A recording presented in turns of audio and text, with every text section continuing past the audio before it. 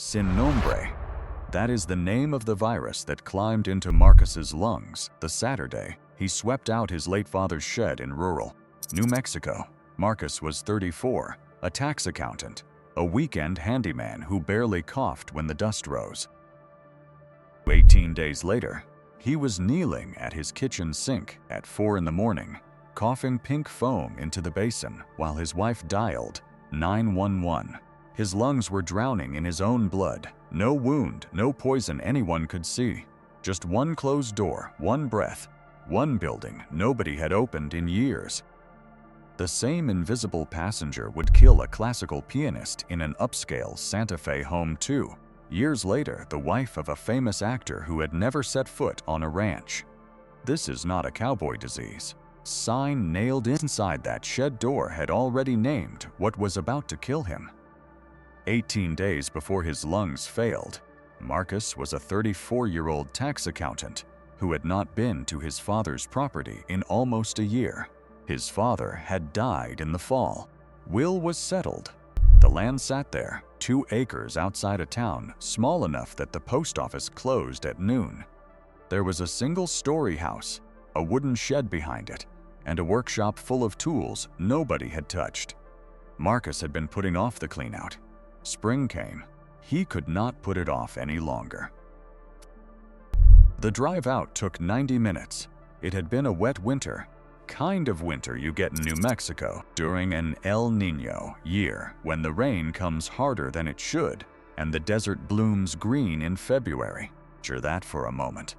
Wet winter, dry spring, and underneath every patch of new vegetation, explosion of small dark eyes and small dark bodies.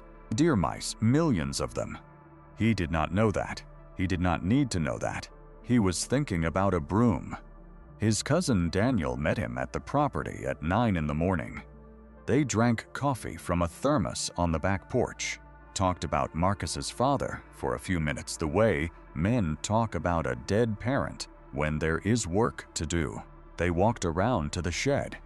The padlock was rusted shut. Marcus had to use bolt cutters. The door groaned when it opened. Smell came out of it that he could not name. Sour, closed, old. He propped the door open with a brick. He stood outside for 2 minutes, looking at his phone. Then he got impatient and walked in. Sit with that for a second. 2 minutes. The CDC says 30. Inside, sunlight cut through the dust in long, slow blades. There was a workbench against the back wall. There were jars of nails. Were old fishing rods leaning in a corner. There were dark pellets scattered across the floor, the size of rice grains, dry as paper. He thought they were old. He bagged them with his bare hands. He swept the floor with a stiff broom, hard, the way you sweep when you want to be done. Cloud rose. He coughed once, waved a hand in front of his face, kept working. Daniel helped for about an hour. Daniel drove into town to pick up sandwiches and never came back inside the shed. Hold on to that. Daniel never went back in. Marcus did. Around 11, he found his father's pocket knife in the top drawer of the workbench, one with the bone handle and the small chip in the blade. He slid it into his jeans pocket without thinking. Maybe you have done something like that. Picked up a small object that belonged to someone you lost and felt the weight of them in it and kept it. Remember that pocket knife. It comes back. He worked until 2 in the afternoon. He drank water from a plastic bottle. He sweated through his shirt. He felt fine. On the way out, he closed the door behind him. He did not see the paper sign nailed to the inside, faded by years of sun coming through the small window, written in his father's blocky handwriting in black marker. Air out 30 min. Mice. Sign had been there for at least a decade. His father had known. His father had written it down. He did not read the sign. He did not see the handwriting. He finished sweeping, loaded the truck, and drove home with the pocket knife in his jeans and the dust of his father's shed still settling in the bottoms of his lungs. For the next 13 days, nothing happened. He went to work. He helped his daughter with math homework. He grilled chicken on Sunday. Then the first symptom arrived. Did not look like what was actually wrong. Day 14. The fever started at 4 in the afternoon, kind that arrives without warning, and Marcus told his wife it felt like the flu. He took 2 ibuprofen. He went to bed early. His body ached the way bodies ache when you are coming down with something. A deep, slow soreness in the long muscles of the legs and the lower back. By morning, his temperature was 101.4. Day 15. He drove himself to an urgent care clinic on a strip mall corner. Nurse swabbed his nose. The rapid flu test came back negative. The COVID test came back negative. Physician on duty listened to his lungs and heard nothing wrong. He wrote viral syndrome on the chart. He told Marcus to rest, drink fluids, come back if it got worse. He did not ask where Marcus had been 2 weeks earlier. He did not ask whether Marcus had been around rodents. Nobody had taught him to ask. That is wave 1. Day 16. The fever dropped. Marcus thought he was improving. He ate half a bowl of soup. He sat on the couch and watched a baseball game with his son. He joked about being a wimp. This is the false recovery. This is the part of the disease that lies to everyone in the room.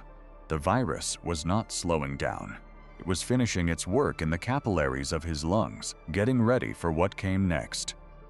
Day 17. The fever came back at noon. 2 in the afternoon, his stomach turned inside out. Abdominal pain, sharp and low, vomiting, diarrhea. His wife drove him back to urgent care. Different clinic, a different physician. The doctor pressed on his belly, listened to his gut, and wrote gastroenteritis on the chart.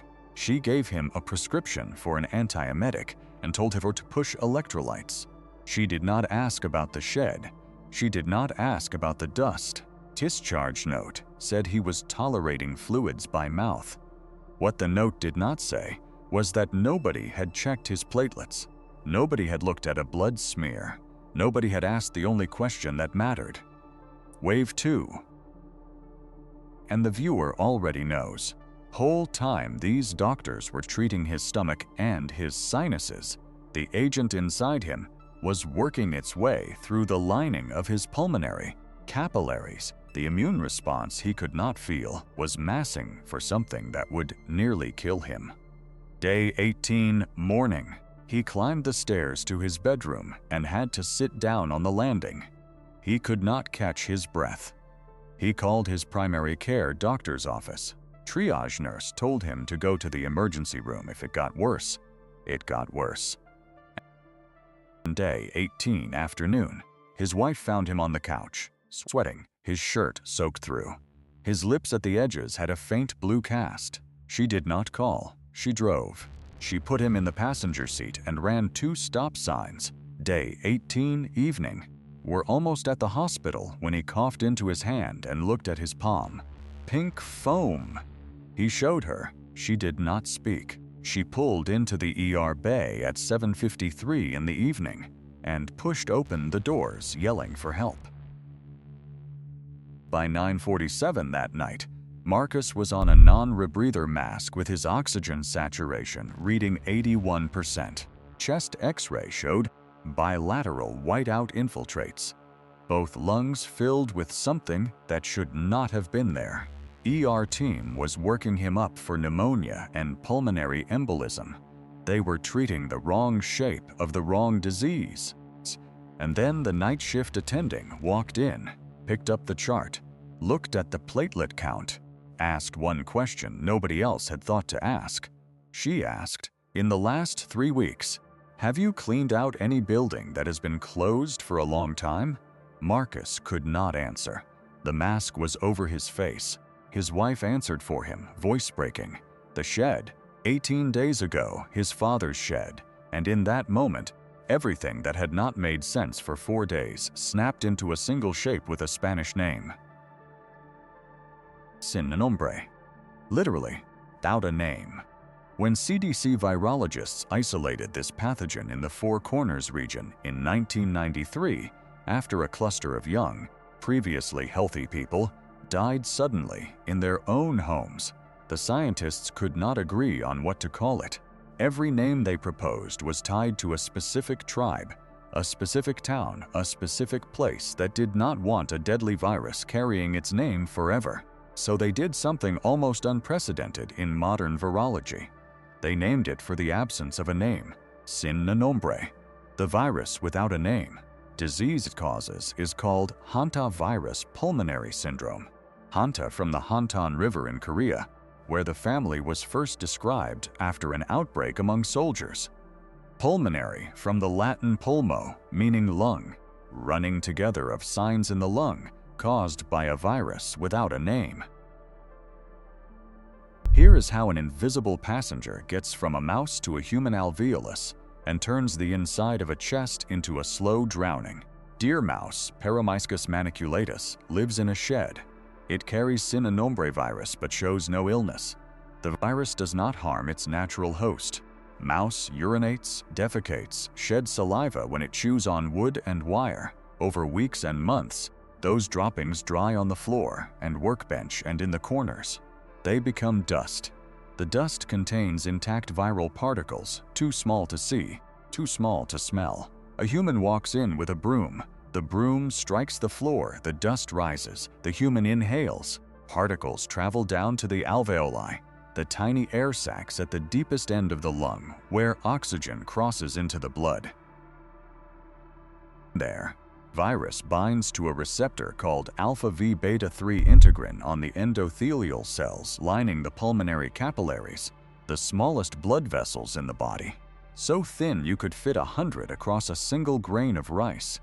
The virus settles into their lining, and it waits. For 9 to 33 days, mean 14 to 17, nothing visible happens. The virus replicates quietly. The patient feels fine. The patient sweeps another floor, drives to work, grills chicken on a Sunday afternoon. Then the immune system finds it. The lungs are not destroyed by the virus. The lungs are destroyed by the patient's own response to it. CD8 T cells recognize infected endothelial cells, mass, and release cytokines. Tumor necrosis factor alpha, interferon gamma, nitric oxide. These molecules make capillary walls leaky so immune cells can cross into infected tissue. In hantavirus pulmonary syndrome, the leak becomes catastrophic. Plasma pours out of the pulmonary capillaries and floods the alveoli. The lungs fill with the patient's own fluid from the inside without a wound. It is what was happening in Marcus's chest at 9:47 in the evening on day 18. The pink foam was plasma mixed with air, beaten into bubbles by the work of his own diaphragm.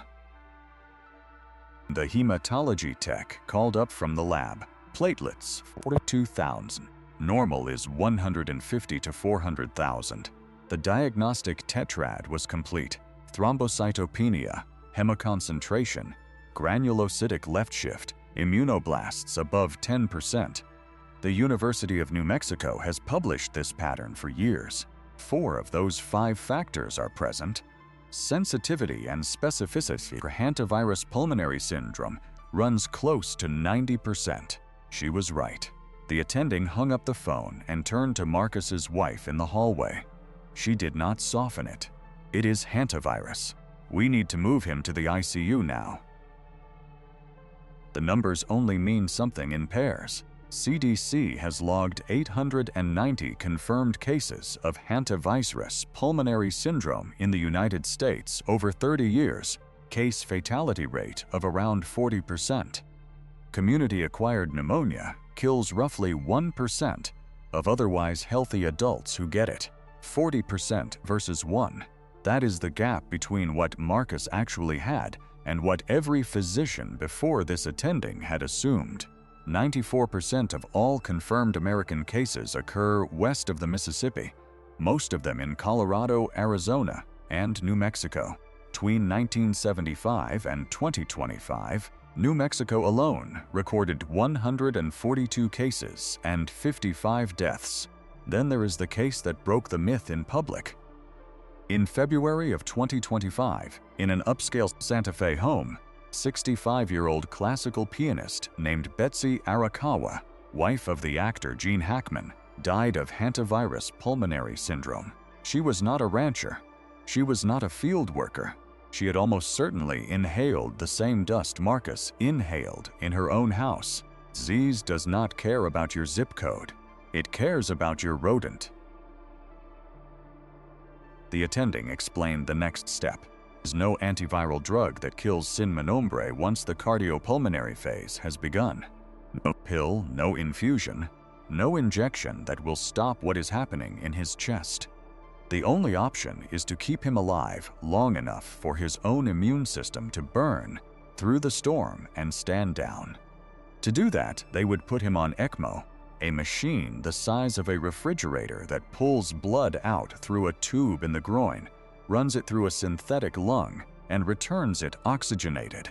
His own lungs would be allowed to stop trying for a while. With ECMO started in time, his survival odds were around 60%. Without it, lungs this far gone, single digits. But ECMO itself could kill him, and the family had less than 6 hours to actually decide before the window closed. And was one more thing the attending had not yet told them about what was waiting on the other side of that machine. They cannulated him at 2:14 in the morning. By sunrise, a machine the size of a refrigerator was breathing for him. His own lungs were allowed to stop trying. 2 thick cannulas ran into the large vessels of his right groin. Heparin dripped into the line continuously to prevent the blood from clotting in the circuit. Cost of the heparin was that he bled from everywhere small. His gums oozed when the nurse swabbed his mouth. IV sites in his arms left long pink stains on the sheets. His urine was tinted red. The team weighed every milliliter in and out, 'cause in this disease extra fluid does not help. It drowns him faster. Vasopressors were started in low doses, then higher, 'cause his blood pressure kept sliding. Day 3 on ECMO, his oxygen numbers improved.